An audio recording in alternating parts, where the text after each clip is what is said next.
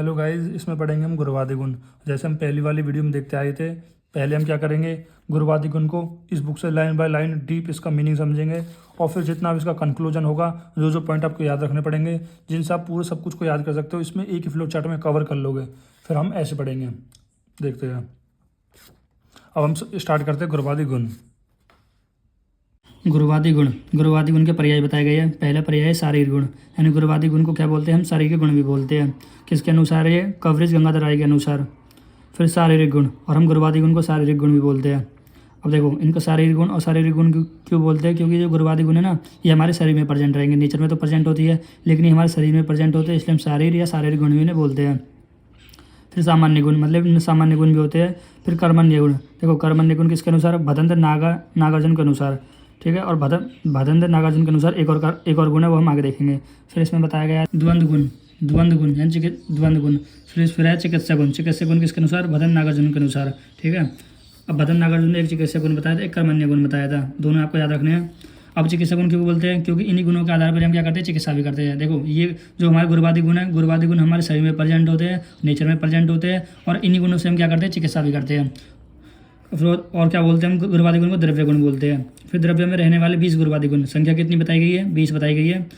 मनुष्य के शरीर में भी रहते हैं, यही बताया गया है। जो 20 गुरुवादी गुण है वो मनुष्य के शरीर में भी रहते हैं, और इसी कारण, यानी जो गुरुवादी गुण नेचर के साथ साथ मनुष्य के शरीर में भी रहते हैं, इसी कारण शरीरस्थ दोष धातु एवं मलों की क्षय वृद्धि और स्थिति में इन द्रव्यों को सेवन से ही होती है। यहाँ पर बताया गया है कि जो गुरुवादी गुण है वो मनुष्य के शरीर में भी रहते हैं, और शरीर में रहने की वजह से जो हमारी बॉडी में दोष होता है, धातु होता है, मल होता है, उनकी क्षय और वृद्धि करा सकते हैं इनकी द्रव्यों को सेवन करने से।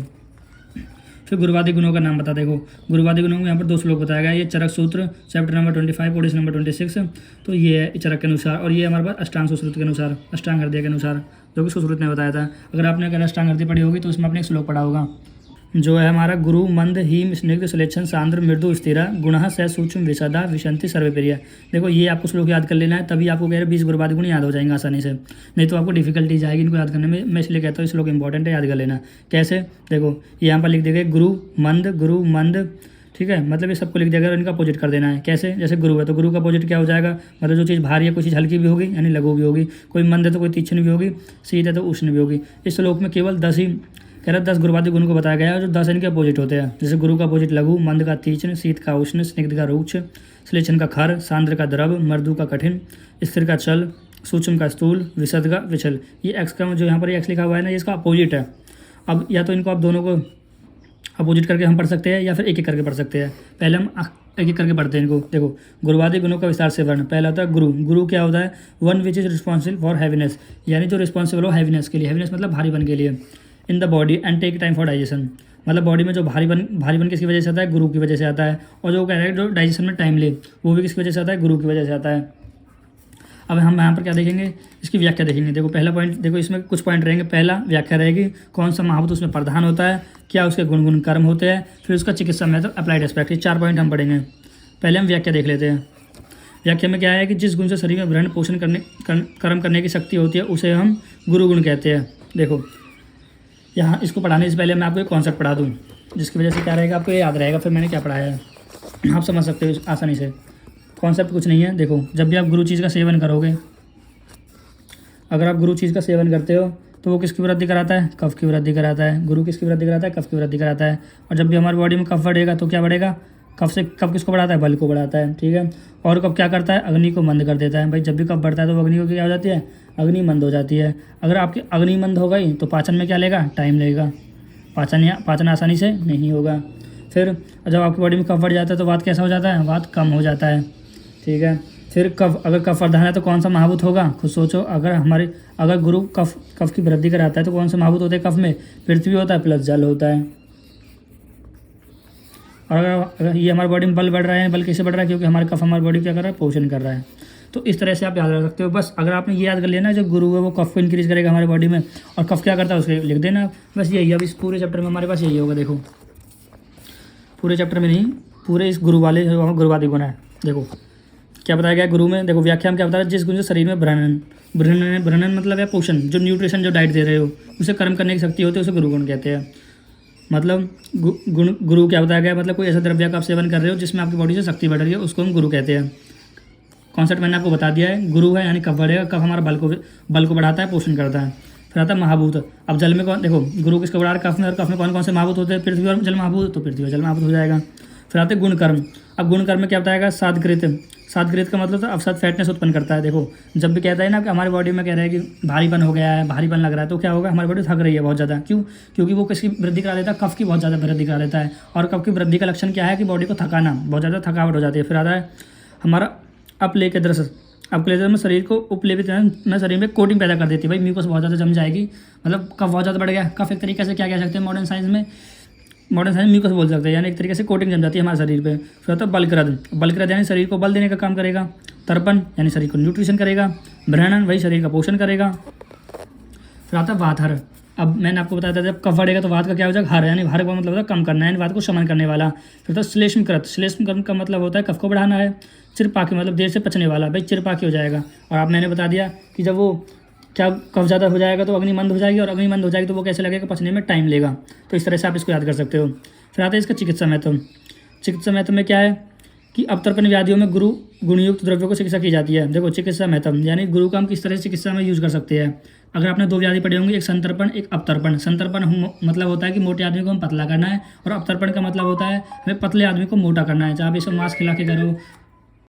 इसका चिकित्सा महत्व का पहला पॉइंट ये हो गया कि अवतर्पण व्याधियों में गुरु गुणयुक्त द्रव्यों से चिकित्सा की जाती है। और अब व्याधि देखो, व्याधि जो चिकित्सा की जाती है वो 2 तरीके से की जाती है। एक होती है संतर्पण व्याधियाँ, एक होती है अवतर्पण व्याधियाँ। संतर्पण का मतलब होता है कि मोटे आदमी को पतला करना है, और अवतर्पण व्याधि का मतलब ये है जो किरी से जो पतला है उसको हम मोटा करना है। उसको आप कैसे मोटा कर सकते हो, आप गुरु खाना खिला सकते हो। क्योंकि गुरु खाने में क्या होता है, कफ की वृद्धि, उससे कफ की वृद्धि हो जाएगी, और उससे क्या होगी, अल्टीमेटली वो मोटा हो जाएगा।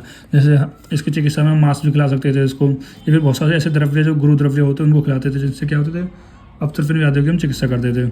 फिर दूसरा, शरीर को बल बढ़ाने के लिए इसका प्रयोग किया जाता है। भाई सीधी सी बात है, गुरु है, गुरु है तो कफ की वृद्धि कराएगा, तो शरीर का बल बढ़ाने के लिए इसका प्रयोग करेंगे। अति अग्नि की अवस्था में गुरु द्रव्य उपयुक्त होता है। देखो अगर अति अग्नि हो जाए, अति अग्नि हो जाए, अति अग्नि का मतलब देखो अति और अग्नि, अति अग्नि का मतलब जो अग्नि बहुत तेज हो जाए, भाई बहुत शार्प हो जाए, जिसकी वजह से क्या हो जाएगी, जैसे डायरिया में हो जाता है, हमारी जो अग्नि है वो बहुत ज़्यादा हो जाती है, तो उसमें हम क्या करते हैं, गुरु खाना खिला देते हैं। गुरु खाने से क्या हो जाता है, वो अग्नि को क्या करता है, मंद कर देगा। अग्नि को मंद करता क्यों, क्योंकि खाना क्या गुरु है, देरी से पचेगा, टाइम लगेगा पचने में। फिर हमारा कहाँ वर्जित है, मतलब कहाँ पर हमको गुरु चिकित्सा नहीं करनी, या फिर गुरु द्रव्य को सेवन नहीं करना। पहला है संतर्पण व्याधियों में। देखो संतर्पण व्याधि का मतलब है वो पहले से बहुत मोटा है, बहुत न्यूट्रिशन है, अब उसको और ज़्यादा न्यूट्रिशन नहीं चाहिए, तो इनमें कह रहा है कि हमें मना करा गया है, इनमें हमको यूज नहीं करने है। दूसरा बताया गया अग्निमंद की अवस्था में। भाई अगर आप गुरु खाना खाते हो तो वो आपको क्या करेगा, अति अग्नि को कम कर रहा था, यानी अग्नि को कम करता है, और यहाँ पर पहली अग्निमंद है तो उसको और ज़्यादा कम कर देगा। तो वर्जित मतलब मना है, तो संतर्पण व्याधियों में नहीं करनी, अग्निमंद में नहीं करना। और इसके कुछ एग्जाम्पल दिए गए हैं। एग्जाम्पल क्या है, गेहूँ, मांस, महिष दूध, मछली, मूसली और आदि। देखो यानी गेहूँ भी कैसा होता है, गुरु होता है। मांस यानी क्या, उड़द की जो दाल होती है वो भी गुरु होती है, और जो भैंस का दूध होता है वो भी गुरु होता है। जो मूसली पाक जो आपने पढ़ा होगा, जो हमारे स्पर्म क्वालिटी को भी बढ़ाता है, तो उनसे ये सब क्या है, ये सारे द्रव्य गुरु होते हैं। तो इनको कह रहा है ये उदाहरण है किसके, गुरु के। देखो गेहूँ हमारा ये होता है, मांस हमारे मूँग की दाल हो गई। अब देखते हैं हम क्या,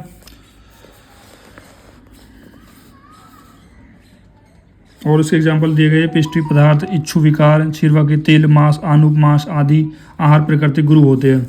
ये सारे एग्जाम्पल किसके, ये सब गुरु के एग्जाम्पल होता है। देखो पिष्टी मतलब जो पिष्टी में का मतलब होता है ऐसे पदार्थ जो हमारे पास मैदे से बना हो, वो भी गुरु होते हैं।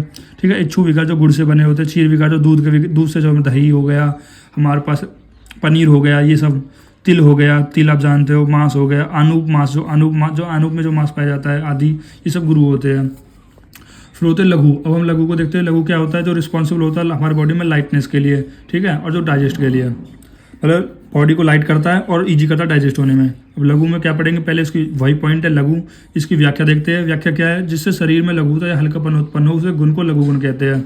मतलब इस गुण से क्या होगा, अगर आप लघु द्रव्य का सेवन करोगे तो आपके शरीर में लघुता आएगी, हल्कापन आएगा, ठीक है, और उसी गुण को हम लघु गुण कहेंगे। और इसमें कौन सा महाभूत होता है, तो देखो खुद कैसा, देखो लघु है तो वो किसका इंक्रीज करेगा, लघु कह रहा है वात का इंक्रीज करता है, ठीक है।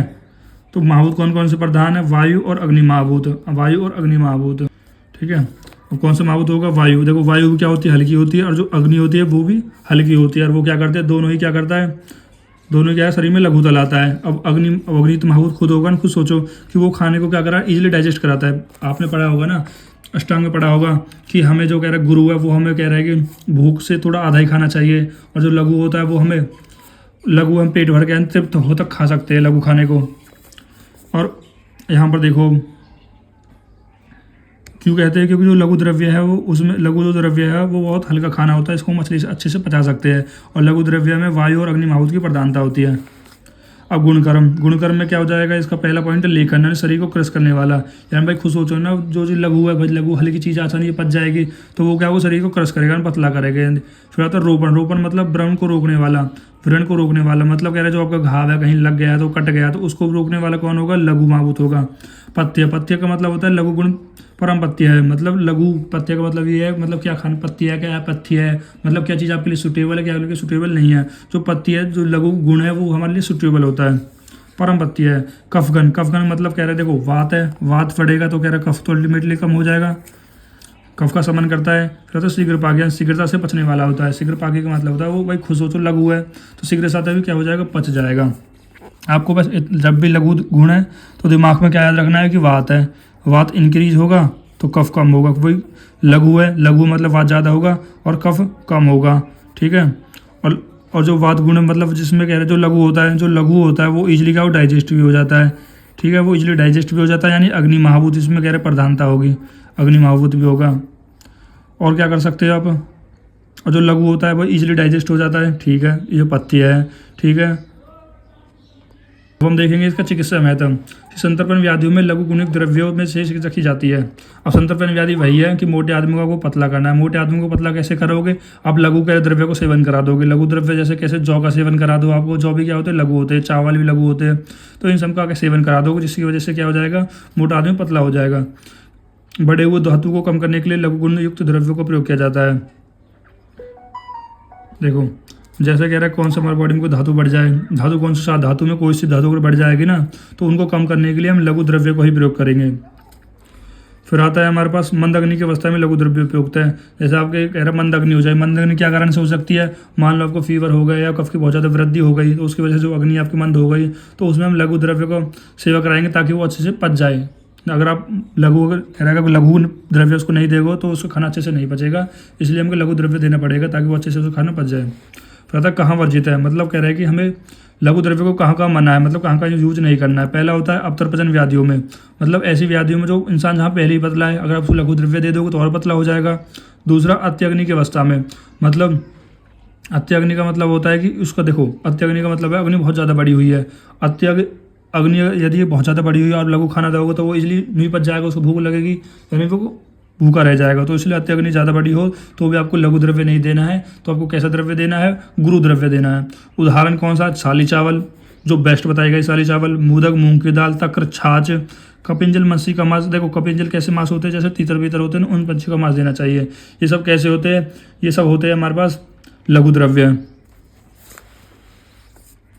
फिर आता है हमारे पास शीत के बारे में। देखो शीत के बारे में पढ़ो, शीत को हम कोल्डनेस भी बोलते हैं। और यहाँ पर और भी एग्जाम्पल है, साली, पौष्टिक चावल, मूंग, लाभ, कंपेंजिल, ऐप, कृष्ण सार, सस, सरभ, सस, खरगोश हो गया, हिरन हो गया, संभर आदि, ये सब इनके लघु होते हैं। जो हिरन का मांस हो गया, खरगोश का मांस होता है, वो भी कैसे बताइए, वो भी लघु बताए गए हैं। फिर हम कह रहे हैं शीत के बारे में पढ़ते हैं।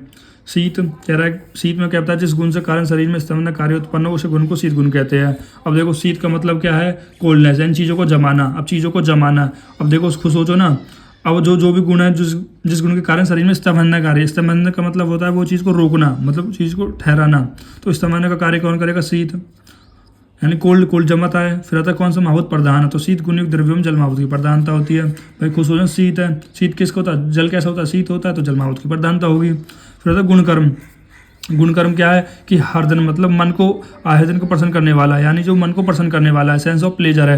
या देखो खुद सोचो ना, आपको जब भी कह रहे हो कोई प्यास लगती है या फिर ठंडी ठंडी चीज़ों का सेवन करते हो तो आपका मन कैसा रहता है, प्रसन्न रहता है। फिर होता है स्तंभन, यानी शरीर के भावों को स्तंभित रोकने करने वाला। देखो भावों का मतलब ये है कि जैसे कहीं आपके कट लग गया, चीरा लग गया, इसकी वजह से ब्लड ही निकलेगी, तो उसको रोकने का काम कौन सा करेगा, तो शीत द्रव्य का काम करेगा।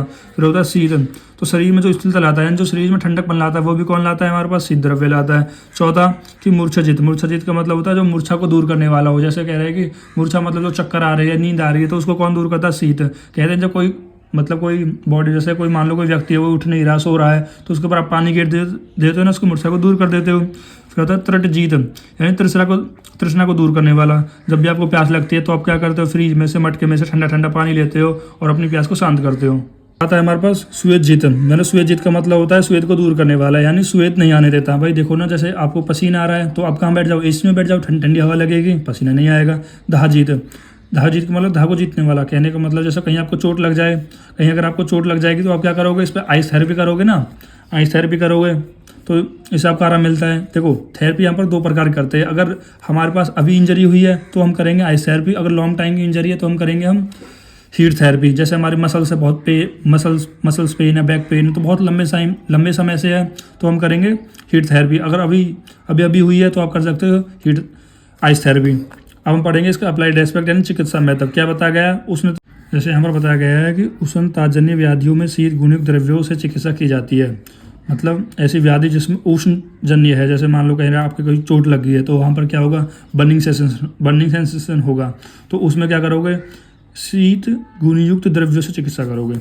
फिर दूसरा है उष्ण गुण से बढ़े हुए पैतृक व्याधियों से। देखो उष्ण गुण की वजह से क्या हो गया, जो आपको पैतृक व्याधि यानी जो पित्त से होने वाली व्याधि है, ठीक है, उनमें भी आप क्या करोगे, शीत गुणमात्र द्रव्यों से चिकित्सा करोगे। कैसे, जैसे उष्ण गुण से बढ़े हुए पैतृक, देखो उष्ण गुण से क्या बताया है, उष्ण गुण की वजह से क्या हो गया, जो आपको अम्ल पित्त है, अम्ल पित्त मतलब एसिडिटी है, वो क्या हो, बढ़ गया बॉडी में, तो उसमें आप कैसे करोगे, शीत गुणात्मक द्रव्य का सेवन करोगे।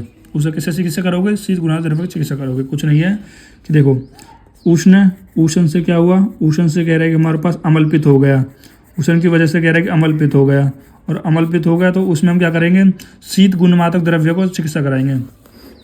फिर तीसरा होता है पॉइंट, जैसे मूर्छा हो, दाह हो आदि में शीत गुणमात्रक द्रव्यों से चिकित्सा की जाती है। यानी अगर किसी को मूर्छा आ रही हो या बर्निंग सेंसेशन हो तो उसमें भी क्या कराएंगे हम, शीत गुणमात्रक द्रव्यों से चिकित्सा की जाती है। कहाँ पर वर्जित है, शीतजन्य व्याधियों में, मतलब ऐसी व्याधियों में जो, वैसे मान लो किसी को पहली ठंड लग रही है तो आप ऐसे द्रव्य इसको नहीं देखो जो ठंडे हो, ठीक है। फिर मंद अग्नि की अवस्था में, मतलब जिसकी अग्नि पहले से ही मंद होगी हो तो उसको आप शीत द्रव्य नहीं देखो, क्योंकि शीत द्रव्य क्या हो, खुद ठंडे है तो अग्नि को और मंदा ही तो करेंगे। भाई औच पे अगर आप बर्फ डालोगे तो वो मंदी तो होगी, तो ऐसे आपकी अग्नि अगर उसमें आप शीत द्रव्य दोगे तो वो मंदी होगी, तो उसमें भी कह रहा है आपको यूज नहीं करना है। फिर शीत गुण से उत्पन्न वातिक एवं श्लेष्मक व्याधियों में।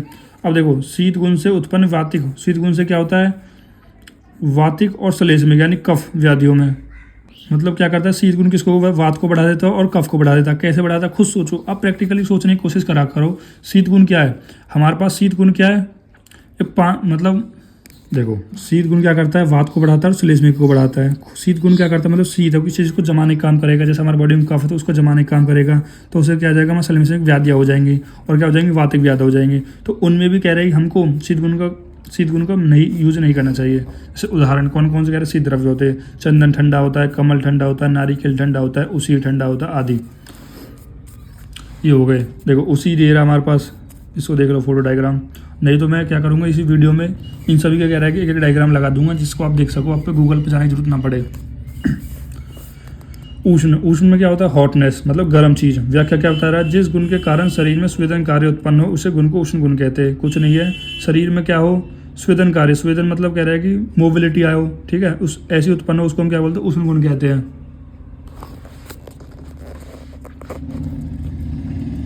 फिर हम बताएंगे, देखो अब कैसा है उष्ण है, और उष्ण कौन सा माहुत होगा, भाई अग्नि माहुत होगा, सीधी सी बात है। गुणकर्म क्या होगा, गुणकर्म देख लो, गुणकर्म कह रहा है कि देखो है क्या हमारे पास, उष्ण है, तो उष्ण का क्या काम करने का, पाचन का काम करेगा। तो पाचन उष्ण गुण पाचन करने वाला हो यानी डाइजेशन, भाई पाचन करेगा। दूसरा शीत व्युपराम मतलब शीत को कम करेगा। भाई कुछ चीज़ सोचो ना, भाई अग्नि है, अग्नि क्या होता है, हमारे पेट की जो अग्नि है वो खाने को पचाती है, और अग्नि क्या करती है, शीत को कम करती है, ठीक है। और फिर क्या होता है, शूल व्युपराम, शूल व्युपराम का मतलब होता है शूल को कम करने वाला, यानी पेन को कम करने वाला। जैसे आपकी मान लो मसल्स में पेन है, तो मसल्स में पेन के लिए आप क्या यूज़ करते हो, आप हीट थेरेपी यूज़ करते हो। हीट थेरेपी मतलब आप हीट का यूज़ करते हो ना, भाई बैग कोई आपके पास प्लास्टिक का नहीं, मतलब रबर बैग होता है ना, इसमें आप कह रहे हैं कि पानी डाल लेते हो, तब उसको कमर पे लगा सिकाई कर लेते हो, तो उससे भी क्या होता है, आपकी जो पेन है वो कम हो जाता है। फिर आता है स्तंभ निग्रह, मतलब क्या, जो स्तंभनेस आ जाती है, जैसे मान लो आपने आइस थेरेपी का यूज़ किया जिसकी वजह से स्तंभनेस आ गई, ठीक है, और फिर आपने क्या किया, फिर हीट थेरेपी का यूज़ कर लिया, तो इससे स्तंभनेस को भी दूर कर देता है। और ये दो आपने पढ़ा भी होगा कि एक हीट थेरेपी और एक होता है आइस थेरेपी। इनको हम सबका कोई कोई व्याधि हम साथ में भी करते हैं, कोई अकेले अकेले भी करते हैं। या फिर आपने एक क्लास 12 में पढ़ा होगा जहाँ पर हम कह रहे हैं कि इकोली बैक्टीरिया में कह रहे हैं दूसरे जो डीएनए को मिला रहे थे, कैसे मिला रहे थे, पहले एक बार हीट करके फिर कह रहा है कि एक बार टेम्परेचर 42 एंड 45 डिग्री पे करीब टेम्परेचर पे इसको हीट कर रहे थे, तो हीट शॉक मेथड से भी इसको डीएनए को अंदर डाल रहे थे। फिर आता है गौरव निग्रहण। गौरव निग्रहण का मतलब होता है गौरवता को दूर करता है, यानी जो आपके शरीर में कह रहा है भारीपन आ जाती है, जैसे कफ की वजह से जो गौरवता आ रही थी ना, वो उष्ण द्रव्य की वजह से कह रहा है कि आपकी बॉडी में गौरवता को दूर कर देती है। फिर अप्लाइड एस्पेक्ट, ये तो होगा इसके गुणकर्म। अब हम देखते हैं अप्लाइड एस्पेक्ट। पहला अप्लाइड एस्पेक्ट क्या होता है, शीतजन्य व्याधियों में उष्ण गुणयुक्त द्रव्यों से चिकित्सा की जाती है। मतलब ऐसी व्याधियाँ जो आपको शीत की वजह से हुई है। अब भाई कोई व्याधि अगर आपको शीत की वजह से हुई है तो शीत का अपोजिट क्या हो जाएगा, उष्ण गुणयुक्त द्रव्य का सेवन करा दो आप, तो उससे आप चिकित्सा कर सकते हो। जैसे मान लो कि अगर आपको जैसे कोई ठंड लग गई है तो आपको क्या ठंडे द्रव्य थोड़ी यूज़ करने हैं भाई, गरम चीज़ें खाओ, गर्म पानी पियो, गर्म चाय पियो, ठीक है, तो उनसे क्या हो, इनसे चिकित्सा कर सकते हो। फिर शीत गुण से बढ़े हुए वातिक एवं श्लेष्मिक व्याधियाँ, यहाँ देखो शीत गुण से क्या बढ़ेगा, वात बढ़ेगा, और श्लेष्मिक व्याधियाँ में उष्ण गुणयुक्त द्रव्यों से चिकित्सा की जाती है। मतलब अगर आपने शीत गुण खाई, शीत गुण कोई ठंडी चीज़ आपने खा ली, आइसक्रीम खा ली या बर्फ़ खा ली, तो उनसे क्या होगा, आपकी बॉडी में वात बढ़ जाएगा और कफ बढ़ जाएगा। तो उनको कम करने के लिए क्या है, आपको उष्ण जो गुणात्मक द्रव्य है उनको सेवन करना है, तो उनसे आप चिकित्सा कर सकते हो। जैसे शीत गुण से स्तंभित वात में उष्ण स्वेदन किया जाता है। जैसे शीत गुण से क्या हो गया, शीत गुण से स्तंभित हो गया। या मान लो आप जैसे आपने हीट आइस थेरेपी करी, तो आइस थेरेपी से क्या हुआ, जो आपकी कमर है वो जकड़ गई, ठीक है, फिर आप क्या करोगे, इसमें हीट थेरेपी कर दोगे। हीट थेरेपी में क्या कर दोगे, फिर वहाँ से क्या, जब आप कमर पे हीट दागोगे तो पसीना आएगा, स्वेदन हो जाएगा और आपकी जो मसल्स है वो रिलैक्स हो जाएगी। फिर ज्वर में स्वेद उत्पत्ति के लिए उष्ण गुणात्मक स्वेदल द्रव्यों का प्रयोग किया जाता है। जैसे अगर जैसे ज्वर है तो ज्वर में क्या होता है, जो हमारी अग्नि है वो बंद हो जाती है, जो हमारे स्रोतस है ना जिनसे स्वेद आता है वो भी बंद हो जाते हैं। तो ज्वर में क्या कराते हैं, हम कह रहे हैं कि ऐसे द्रव्य देते हैं जिनसे जो स्रोतस है वहाँ से कह रहा है कि स्वेद निकलने लग जाए, ठीक है। फिर आता है दीपन पाचन कर्म के लिए उष्ण गुणवात्मक त्रिकटु का प्रयोग करना चाहिए। अब क्या बताया गया है, दीपन पाचन मतलब कह रहे खाने को पचाने के लिए खाने के लिए कैसे द्रव्य को सेवन करना चाहिए हमें, जो उष्ण हो, और ऐसा कौन सा द्रव्य है, त्रिकटु। और कहाँ वर्जित है, मतलब कह रहे हैं वैसे कहाँ वर्जित है, उष्ण, भाई खुद सोचो ना, उष्ण है। अब मान लो कह रहा है कि अब ऐसी व्याधि में तो यूज ना करोगे जो पहले से बहुत गर्म है। फिर तीक्ष्ण आदि की अवस्था में तीक्ष्ण अग्नि कह रहे हैं, जैसे आपकी अग्नि कह रहा है बहुत ज़्यादा शार्प हो गई है और आप उष्ण का यूज़ कर लोगे तो वो अग्नि को और ज़्यादा बढ़ाएगा, तो ऐसे में भी यूज़ नहीं करनी चाहिए। उष्ण गुण से उत्पत्ति पैतृक व्याधियों में भी देखो, उष्ण गुण की वजह से क्या होता है, जो पित्त वाले व्याधि है वो बढ़ जाती है, तो उनमें भी कह रहे हैं कि आपको उष्ण द्रव्य नहीं यूज़ करना। मतलब जिनका पित्त बढ़ा होता है उसमें उष्ण द्रव्य का, उष्ण गुण वाले द्रव्य का सेवन नहीं करना चाहिए। उदाहरण मरीच, उदाहरण क्या हमारे पास, मरीच हो गई, उदाहरण क्या है, मरीच हो गई, भल्ला तक हो गया। भल्ला तक क्या, कुछ नहीं, एक प्रकार का नट्स होता है। फिर चित्रक हो गया एंड शुंठी हो गई। ये सब एग्जाम्पल हो गए किसके, हमारे पास उष्ण द्रव्य के। देखो यहाँ पर डायग्राम में दिखाया गया है कि ये मरीच है, काली मिर्च। देखो त्रिकटु में बताना भूल गया, त्रिकटु में 3 चीज़ों मिलकर बना था, संठी, मरीच और पिपली। शुंठी क्या होती है, हमारे पास सूखी अदरक होती है। मरीच हमारे पास काली मिर्च होती है और पिपली हमारे पास लौंग होती है। तो इनको आपको याद रख लेना है। ये काली मिर्च का डायग्राम है, ये हमारा भल्ला तक यानी मेकिंग नट्स का है, और ये शुंठी यानी सूखी अदरक का है। फिर आता है स्निग्ध। स्निग्ध को हम ओलिजीनियस भी बोलते हैं, जिसकी व्याख्या में क्या बताया रहा है, जिस गुण के कारण शरीर में क्लेद उत्पन्न हो, मतलब जिस गुण से शरीर में क्या उत्पन्न हो, क्लेद मतलब गीलापन हो, ठीक है, उस गुण को स्निग्ध गुण कहते हैं, ठीक है। फिर आते हैं महाभूत प्रदान। पहला पॉइंट व्याख्या हो गया, दूसरा पॉइंट महाभूत कौन सा है, खुद सोचो क्या करा रहा है, क्या कराता है, एक तरीके जो गीलापन एक प्रकार का क्या है, जल है, ठीक है। जल मतलब एक रस है, और रस में कह रहा है 2 महाभूत होते हैं, कौन कौन से, एक होता है पृथ्वी और एक होता है हमारे पास जल। भाई रस है, थोड़ा भारी भी होगा और थोड़ा उसमें जल भी होगा, तो पृथ्वी और जल महाभूत हो जाएंगे। गुणकर्म क्या है, स्निग्ध है, तो स्निग्ध सोचो ना, नाम से सोचो क्या कैसे गुणकर्म हो सकते हैं। पहला मार्द विकृत, मतलब स्निग्ध गुण के द्रव्य शरीर में मृदुता लाते हैं। भाई कैसे होएगा, भाई स्निग्ध है तो मृदुता लाएगा। बलकर मतलब कह रहे हैं स्निग्ध गुण है, स्निग्ध गुण यानी कफ की वृद्धि कराएगा, यानी बल को बढ़ाएगा। फिर तीसरा पॉइंट क्या है हमारे पास, वर्णकर। भाई अब अगर आप अच्छी चीज़ें खाओगे, मीठी चीज़ खाओगे, तो आपका स्किन का कलर है वो भी तो ठीक होएगा। फिर वाथर, अब कह रहे हैं कि जो स्निग्ध है कफ को बढ़ाएगा तो वात को कम करेगा। श्लेष्मकारी, कफ को बढ़ाने वाला है, ये तो मैं बता रहा हूँ। फिर वर्ष्य है, और स्निग्ध गुण की वजह से क्या होता है, वाजीकर होता है। वाजीकर मतलब जो स्पर्म की प्रोडक्शन है ना वो बहुत ज़्यादा हो जाती है। देखो यहाँ पर जो वाजी वर्ड है वो कह रहा है कि वाजी एक घोड़े के नाम से लिया गया है, ठीक है, और घोड़े के जो स्पर्म क्वालिटी है या स्पर्म जो प्रोडक्शन है वो सब में ज़्यादा होती है, तो इसलिए इसका नाम दे देते हैं वाजीकर। फिर आता है चिकित्सा महत्व। अब चिकित्सा महत्व में क्या है, देखो पहले तो आप अगर उसने गुण कर्म पढ़ लिया ना, गुण कर्म के हिसाब से बेस पे क्या होती है हमारे पास उसकी चिकित्सा होती है। गुण कर्म में आपने देख लिया, उसके हिसाब से चिकित्सा कैसे।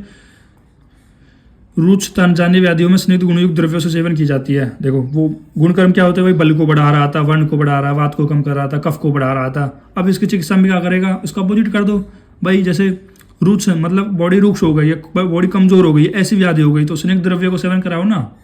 फिर रुच गुण से बढ़े हुए वातिक व्याधियों में देखो, जब भी रुच गुण बढ़ेगा या फिर लघु गुण होगा वो क्या करते हैं, वातिक व्याधि, वात बढ़ेगा और वात से क्या होगी, वातिक व्याधि होंगी। उसमें क्या यूज कराना आपने, स्निग्ध गुणात्मक द्रव्यों से चिकित्सा की जाती है। जैसे रुचता के कारण उत्पन्न त्वक उदरन में स्निग्ध गुणात्मक घृत या तेल से स्नेह उपेक्षित है। क्या बता रहा है, यदि आपकी स्किन पे क्या आ गई है, रुचता आ गई है तो कुछ नहीं करना, घृत और तेल है उनको बॉडी पे स्नेहन कराओ, मालिश करो, स्नेह मालिश करो। कहाँ वर्जित है मतलब कहाँ नहीं करना है भाई, स्निग्ध है और जो जहाँ पर पहले ही कह रहा है स्निग्धानी व्याधि हो, ठीक है, उनमें नहीं करना। मेदस्वी पुरुषों में स्निग्ध क्या कर, देखो स्निग्ध है कफ की वृद्धि कराएगा, यानी कफ यानी कि बॉडी को वेट को बढ़ाएगा। और जो पहले से ही कह रहे मोटे या दुबले नहीं, मोटे या तरोताजा है तो उसमें क्या स्निग्ध द्रव्य सेवन करने की जरूरत ही नहीं है। देखा है ना कि मोटे आदमी घी भी खाना बंद कर देते हैं। फिर आता है नियम, कह रहा है नियम अंध अग्नि बल पुरुष में, बाले पुरुष में। नित्यम अंधाग्नि का मतलब ये बोल रहा है कि मतलब ऐसे पुरुष जिनमें हमेशा से अग्नि कह रहा कम रहता है, वहाँ पर तो आप स्निग्ध द्रव्य सेवन ही मत कराओ। क्यों, क्योंकि भाई वो उसमें कफ की वृद्धि कराता है, कफ की वृद्धि कराता है, यानी वो क्या करेगा, अपने अग्नि को और बंद करेगा। और जिनकी अग्नि पहले से ही मंद है वो तो स्निग्ध द्रव्य सेवन ही नहीं करेंगे, ठीक है। फिर तीसरा होता है तृष्णा मूर्छा से ग्रस्त व्यक्ति में, मतलब देखो तृष्णा मूर्छा से ग्रस्त व्यक्ति मतलब ये कहने का मतलब है जिनको तृष्णा हो या मूर्छा ऐसे ग्रस्त हो, इनमें भी कह रहा है कि स्निग्ध द्रव्य सेवन नहीं करना। जैसे घृत हो गया, तेल हो गया, वसा, मज्जा, तिल आदि। देखो घृत ये बता दिया, ये सब कैसे स्निग्ध द्रव्य है हमारे पास, स्निग्ध गुणयुक्त द्रव्य है, घी, तिल। राजा तो रुक्ष, अब देखो रुक्ष को देख लेते हैं। रुक्ष में क्या, रुक्ष में वही पॉइंट है कि व्याख्या में क्या बताना है कि जिस गुण के कारण शरीर के भाप पदार्थों का शोषण होता हो। देखो मतलब रुक्ष का मतलब होता है कि चीज़ों को कम करना, यानी ड्राइनेस। जिस गुण के कारण शरीर के भाप पदार्थ, देखो मतलब वो कह रहा है कि भाप पदार्थ क्या होते हैं, हमारे पास 6 भाप पदार्थ है ना, सामान्य विशेष गुण द्रव्य कर्म समावय। तो ये जो भाप पदार्थ है मतलब जिनकी एग्जिस्टेंस हो, इनका क्या हो, इनके गुण के शरीर में क्या शोषण हो, मतलब इनका कम हो रहा हो तो उस गुण से रुच गुण कहते हैं। मतलब सामान्य कम होगा, विशेष कम होगा, द्रव्य कम होगा, गुण कम होगा, वो चीज़ों को कम करने का काम कौन करता है, रुक्ष द्रव्य काम होता है। फिर अब कौन सा महाभूत प्रधान होगा भाई, रुक्ष है, यानी वात। अग्नि और वायु महाभूत की प्रधानता होगी, किसमें होगी, अग्नि और वायु की प्रधानता।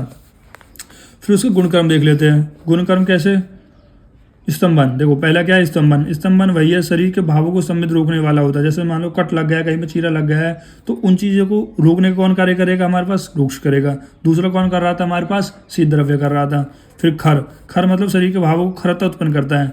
खरता मतलब खुरदुरा, भाई रुक्ष है, मतलब वो ड्राइनेस करेगा, ड्राइनेस बोलते हैं सूखा सूखा सा हो जाएगा तो वो भी कौन करेगा, रुक्ष। फिर आता है समीरण करणम, मतलब वात को बढ़ाने वाला होता है, भाई रुक्ष है तो वात को बढ़ाएगा।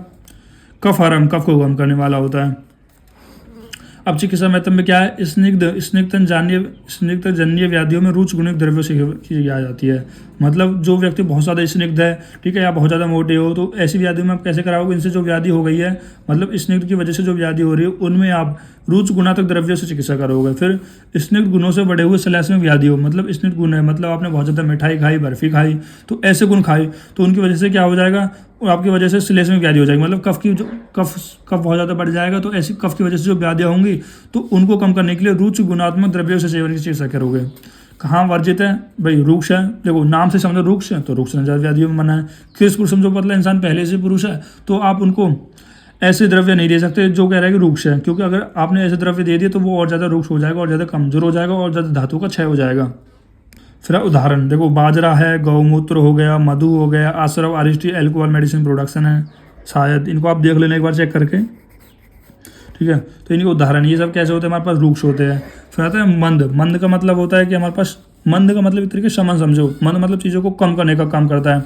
और आपने पढ़ा होगा पंचकर्म में 2 चीज़ होती है, शमन, एक होती है शमन और एक होता है शोधन। और समन, उनमें से जो समन होता है वो होता है कम करने का, ठीक है।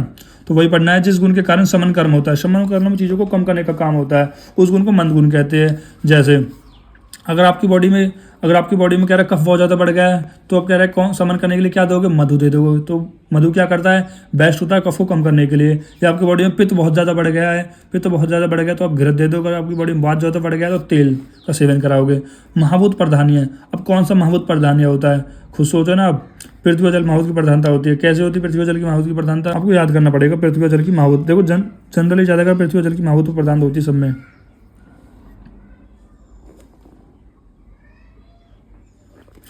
फिर हम देखेंगे गुणकर्म। गुणकर्म में क्या बताया जा रहा है कि यात्राकार, यात्राकार का मतलब होता है कि मंद गुण के कारण शरीर में भाप पदार्थों की गति में कमी आती है, शरीर में स्थायी उत्पन्न होता है। गुणकर्म क्या हो गए कि मंद गुण के कारण क्या होता है, शरीर में जो भाप पदार्थ होते हैं यानी सामान्य विशेष द्रव्य गुणकर्म, इनमें क्या होता है, इनमें कमी आ जाती है और शरीर में स्थायित्व उत्पन्न होता है। और मंद गुण कफ दोष की वृद्धि कराता है और पित्त का शमन करता है। देखो मंद गुण किसकी वृद्धि कराता है, कफ दोष। और यहाँ पर कफ दोष की वजह, देखो कफ दोष की वृद्धि करा रहा है। और कफ में कौन कौन से महाभूत होते हैं, पृथ्वी और जल महाभूत होते हैं। और पित्त का शमन करता है, इंक्रीज कफ एंड पेशिफिक पित्त। मंद गुण अग्नि मंद करता है। अब कफ दोष की वृद्धि कराए तो अग्नि तो मंद होगी। फिर आता है हमारे पास अप्लाइड एस्पेक्ट। चिकित्सा में तब क्या है कि मंद गुण की वृद्धि करता है। मंद गुण धातु की वृद्धि करता है। पाक एवं धातु कह रहा है, मन जो गुण है वो धातु की वृद्धि करता है। देखो धातु की वृद्धि का मतलब हमारे पास 7 धातु होती है ना, रस, रक्त, मांस, मेद, अस्थि, मज्जा, शुक्र। और मंद गुण है यानी धातु को क्या करेगा, स्लो करेगा। मतलब जब धातु के पास अच्छा टाइम मिलेगा तो धातु में क्या होगी, अच्छे से बनेंगे तो धातु की क्या होगी, वृद्धि होगी। फिर पाक में स्त्रावार होता है। और यानी मंद का मतलब स्त्रावार होता है। स्त्रावार का मतलब होता है हर होता है। मतलब अगर आपका मेंस्ट्रुएशन ब्लड बहुत ज़्यादा आ रहा है ना, मेंस्ट्रुएशन ब्लड बहुत ज़्यादा, तो उसको कम करने के लिए कह रहा है कि मंद गुणयुक्त द्रव्य की चिकित्सा कर सकते हो। फिर अतिसार। अतिसार का मतलब अगर आपको डायरिया हो गया है तो उसमें भी क्या हो जाता है, तो मंद गुना द्रव्य का प्रयोग कर दूँगा, जिसकी वजह से जो डायरिया आपका रुक जाएगा। ठीक है। अब कहाँ वर्जित है, जहाँ पर कफ की पहले से वृद्धि हो रही हो या फिर जो आपका मलबद्धता की अवस्था में हो। ठीक है, मलबद्धता की अवस्था में हो, मल आपका फंस गया हो, मल नहीं निकल रहा हो, मल बहुत टाइट आता हो, तो आप ऐसे में कह रहा है कि मंद के द्रव्य की चिकित्सा नहीं कर सकते हो। क्यों, क्योंकि वो तो पहले से और ज़्यादा मंद करेगा ना। फिर उदाहरण वत्स, नाभ और अफीन, गुड़ेची आदि। फिर आता है तीक्ष्ण। तीक्ष्ण क्या होता है, जो रिस्पॉन्सिबल होता है क्लीनिंग के लिए, कह रहा है one is responsible for cleaning. व्याख्या। तीक्ष्ण का मतलब होता है जो रिस्पॉन्सिबल होता है क्लीनिंग के लिए, मतलब साफ सुथरी के लिए। व्याख्या में क्या बताया, जिस गुण के कारण शोधन कर्म होता है। शोधन कर्म, देखो हमारे पास मंद में क्या हो रहा था, समन कर्म, जो समन करने का काम करता हो। और शोधन कौन करता है, शोधन का मतलब होता है पूरी तरह से क्योर कर दे। देखो मैंने आपको अब पहले बताया रहा, अब भी बता रहा हूँ कि हमारे पास पंचकर्म होता है, जो 200 को कह रहा है कि 200 के लिए, मतलब 200 को ज़्यादा हो गया कम हो गया तो उनके लिए सुनो, फिर से सुनो। देखो हमारे पास एक होता है शोधन और एक होता है शमन। शोधन क्या करता है, जो दोष बढ़ गए उनको पूरी तरह से क्लीन कर देगा। और शमन क्या होता है, केवल दोष और धातु कह रहा है कि कम करता है, जैसे बढ़ गया है तो कम कर देगा। ठीक है, इनको क्लीन नहीं करता है, तो इसमें शोधन आता है। ठीक है, उस गुण को हम तीक्ष्ण गुण कहते हैं। और महाभूत कौन सा होगा, इसमें महाभूत अग्नि महाभूत की प्रधानता होगी। अब देखो गुणकर्म। अब देखो अग्नि महाभूत की प्रधानता क्यों होगी, जो तीक्ष्ण होता है वो किसका कह रहे गुण होता है, वो अग्नि महाभूत का तो गुण होता है। गुणकर्म दाहकर तीक्ष्ण गुण के कारण शरीर में दाह उत्पन्न करता है। अब देखो इसका गुण ही कैसा है, इसका गुण होता है दाहकर, मतलब तीक्ष्ण गुण की वजह से ही कह रहा है वो शरीर में दाह उत्पन्न करता है। पाककर मतलब तीक्ष्ण गुण से पाक की उत्पत्ति होती है। फिर चौथा स्त्रावण। स्त्रावण में कारक होता है, मतलब अगर आपको डिस्चार्ज नहीं हो तो डिस्चार्ज भी कौन कराता है, हमारे पास तीक्ष्ण है भाई, उसका गुण ही यही होता है।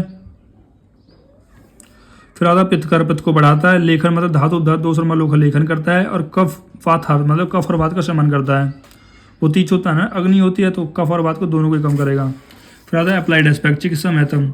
तीक्ष्ण गुण कह रहा है, तीक्ष्ण गुण बढ़े हुए कफ, वात और धातुओं के क्षय में कारक होता है। चिकित्सा महत्व यही है भाई, तीक्ष्ण गुण है। और तीक्ष्ण गुण क्या करे, कफ को कम करता है और धातुओं के क्षय में कारक होता है, मतलब धातु जो क्षय का कारण होता है वो तीक्ष्ण होता है। पांडु रोग। पांडु रोग मतलब जो एनीमिया होता है, इसमें तीक्ष्ण गुणात्मक द्रव्यों के वमन विरेचन का प्रयोग किया जाता है। मतलब पांडु रोग में क्या होता है, कौन से द्रव्य दिए जाते हैं, तीक्ष्ण गुणात्मक द्रव्य दिए जाते हैं, जिसमें वमन और विरेचन का प्रयोग किया जाता है। लेख्य व्याधियों में तीक्ष्ण गुणात्मक द्रव्यों का प्रयोग किया जाता है। फिर आता है कि तीक्ष्ण गुणात्मक द्रव्य में अग्निवर्धन का कार्य करता है। मतलब कह रहा है तीक्ष्ण गुना, मतलब अगर जिसकी अग्नि कह रहा कम हो गई हो तो उसमें भी आप तीक्ष्ण गुना द्रव्य दे दोगे, जिसकी वजह से अग्नि बढ़ जाएगी। अग्नि किसकी वजह से मंद हुई होगी, जैसे मंद गुण की वजह से, शीत गुण की वजह से, ठीक है, गुरु की वजह से। उदाहरण फिर हमारे पास मरीच हो गया, लहसुन हो गया, जायफल हो गया, पिपली हो गई आदि हो गई। मरीच, लहसुन, जायफल, पिपली ये सब क्या होते हैं हमारे पास गुणकर्म होते हैं। सॉरी, उदाहरण किसके, तीक्ष्ण के। और ये मरीच हमने एक जगह और पढ़ा था। मरीच हमने किसमें पढ़ा था बताओ, मरीच पढ़ा था हमने उष्ण में, मरीच उष्ण में होता है। और पिपली भी हमने एक जगह और पढ़ा था, ट्रिपली हमने त्रिकटु में पढ़ा था। देखो अब हम पढ़ते हैं स्थिर, जो रिस्पॉन्सिबल होता है, कह रहा है कि इमोबिलिटी के लिए, मतलब वो चीज़ों को मोबाइल नहीं कराता है, ठीक है, यानी मूवमेंट नहीं कराता है। व्याख्या क्या है, जिस गुण के कारण धारण कर्म रोकने का कार्य होता है उस गुण को स्थिर गुण कहते हैं, ठीक है। मतलब ये गुण क्या करता है, ये गुण कारण जो शरीर में रोकने का कार्य कौन करता है, ये गुण की वजह से होता है, ठीक है। जैसे रोकने का कार्य मतलब है कि ब्लीडिंग हो रही है तो भी रोकने का कार्य कौन करेगा, स्थिर गुण की वजह से हो जाएगा। महाभूत कौन सा है, पृथ्वी महाभूत होगा, भाई रोकने का कार्य करता है, रोकने को भारी चीज चाहिए यानी पृथ्वी महाभूत है। फिर पढ़ेंगे हम गुणकर्म। गुणकर्म में क्या बताया गया है कि चल प्रतिनिबंधक स्थिर गुण चल गुण को रोकने वाला होता है, भाई स्थिर जो गुण होगा वो चल गुण को रोकने वाला होगा। फिर अप्लाइड एस्पेक्ट, चिकित्सा महत्व, स्थिर गुणात्मक द्रव्य वात और मल का स्तंभन करने में सहायक होते हैं। क्या बताया गया है, जो स्थिर गुणात्मक द्रव्य हो गए वो वात और मल का रोकने को, भाई अगर आपके वात बहुत ज़्यादा बढ़ गई तो उसको कम करने का काम करेगा, और मल अगर आपको बहुत ज़्यादा कह रहा है कि निकल रहा हो तो उसको रोकने का स्तंभ करने कार्य को भी कौन करता है हमारे पास, स्थिर गुण ही करता है। फिर होता है हमारे पास स्थिर गुणात्मक द्रव्य धातु वर्धनीयार्थ प्रयुक्त किए जाते हैं। फिर आता है शुक्र स्तंभक के रूप में स्थिर गुणात्मक द्रव्य को सेवन किया जाता है। कुछ नहीं, इसको इस शुक्र को भी रोकने का कार्य कौन करता है हमारे पास, स्थिर गुण ही करता है। कहाँ पर वर्जित है, मल अश्विन की अवस्था में, मतलब मल पहले से निकल गया तो ऐसी अवस्था में, स्तंभन की अवस्था में, मतलब पहले से स्तंभ है तो इनमें कह रहा मना है, इनको नहीं करना चाहिए। उदाहरण क्या है, केला, प्रावल, जातिफल, खादिर आदि। फिर आता है सर जो रिस्पॉन्सिबल होता है हमारे पास मोबिलिटी के लिए, एक तरह का द्रव जो होता है जिस गुण कारण प्रेरणा, मतलब प्रेरणा आती है यानी मोबिलिटी आती है, उस गुण को हम सरगुण कहते हैं। इसमें महाभूत कौन सा होगा, जैसे जल महाभूत में कौन सा होता है, जल महाभूत सर होता है, द्रव होता है जिसमें मोबिलिटी होती है। गुण कर्म क्या हो जाएंगे, अनुलोमन, सरगुण वात और मल को प्रभावित करता है, मतलब अनुलोमन क्या करता है, जो हमारे पास सरगुण होता है ना, सरगुण होता है इनको वात और मल उनको क्या निकालने का काम करता है, ठीक है, और स्तंभ क्या रोकने का काम कर रहा था। चिकित्सा में तब कुछ नहीं है, सरगुणात्मक द्रव्य वात अनुरोग होने से मल विष्टम एवं उदावर्त में उपयुक्त होते हैं। मल विष्टम मतलब मल को निकालने में काम आ जाते हैं। जो उदावर्त है, उदावर्त उस वायु को भी कहाँ वर्जित है, कहाँ अतिसार की अवस्था में, जिसको पहले से 10 लगे होंगे उसको नहीं करना चाहिए क्योंकि वो निकालने का काम तो कर ही रही है। 6 की अवस्था में क्योंकि वो निकालने का काम करती है तो 6 का होता है, तो जिसको पहले से यूज नहीं करना चाहिए। उदाहरण क्या है, हरित की त्रिवर्तन स्नायपन आदि।